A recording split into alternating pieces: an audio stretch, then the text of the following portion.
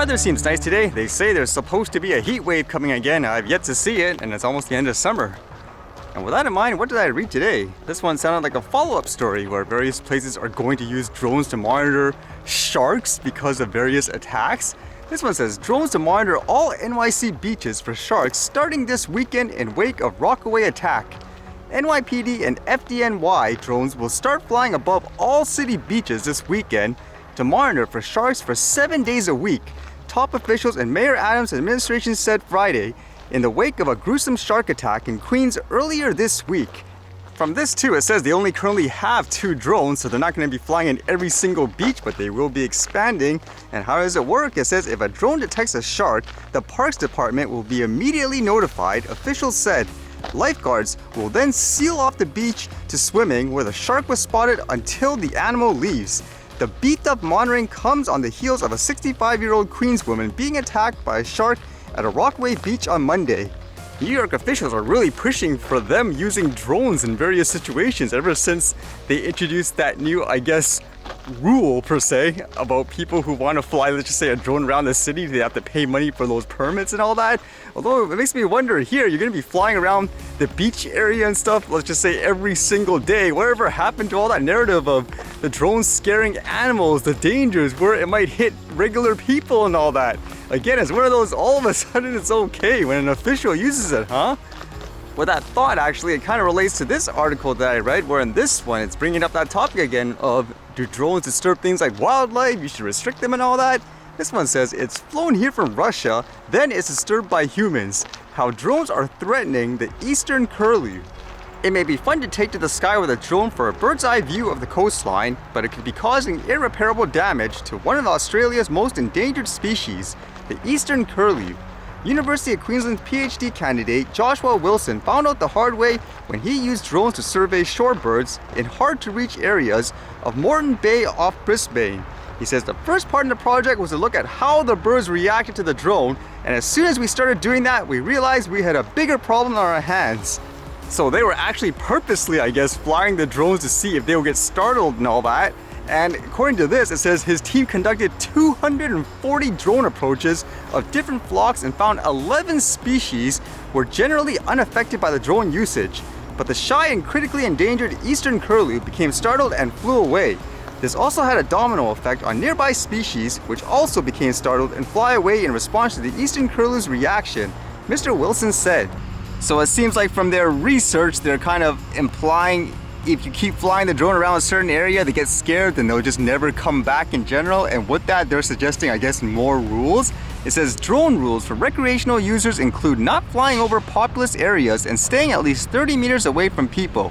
But Mr. Wilson said more regulation of drones was needed to minimize disturbance of wildlife and that researchers should weigh up the risk of using drones in their investigations. I'm thinking here just with common sense and logic. Again, it really depends on your environment, and when it comes to a drone, what you're using and how. For example, you may have flown the drone, let's just say over 200 times, but I would ask, what kind of drone were you using? Because can you imagine having, quote, more rules where they're so generic, they don't really cater to the situation at hand? As an exaggeration, what happens if I use one of those, quote, bird drones? Literally, those small ones that look like a bird and there's a built-in camera in them. Let's just say those don't spook the birds because they think it's a bird. Do you think we should still, quote, ban drones around the area? People are using it for research and all that. Were you using like a humongous one? I basically film wildlife a lot of times and they don't care when the drone's there because they're so used to it. It comes down to the environment. It's so straightforward in my opinion. It's no difference from a human. Some people grow up to fear certain things and you wonder why. Kind of like a drone actually, it's a great example. Why is it when some people see a drone, they're like, oh no, it's going to kill me, it's spying on me. They run away and all that, hysteria. Whereas some people, they look at it as like, oh, it's one of those things. Cool, can I fly it? Because it comes down to, again, the environment, what you're exposed to. So wouldn't that be a factor here too, in terms of how can you get the animal, accustomed to it gradually? Not just send whatever they're using, I don't know, like a huge drone or something like that. To me, this is complicating it more than it should, in my opinion anyways. It's basic common sense, I would say, when you're flying drones around animals.